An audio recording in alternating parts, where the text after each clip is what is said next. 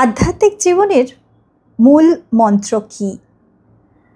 পরম পূজনীয় শ্রীমৎ স্বামী গহনানন্দজি মহারাজ বলছেন, কামনা বাসনা থেকে দূরে থাকাই আধ্যাত্মিক জীবনের মূল মন্ত্র।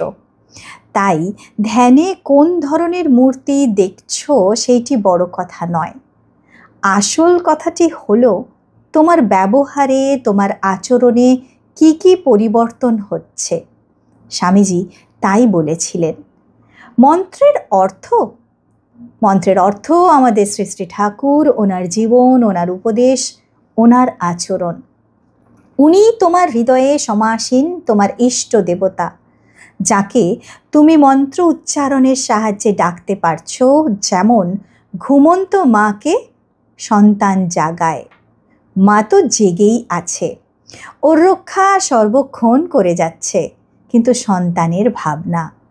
তেমন তোমার কি মন্ত্রের অর্থ তা জানতে চাইছো? প্রতিক্ষণ যতটুকু পারো প্রভুর নাম জপ করতে থাকো।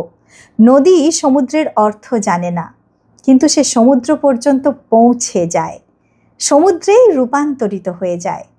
অনুক্ষণ জপ করতে সংখ্যার প্রয়োজন নেই।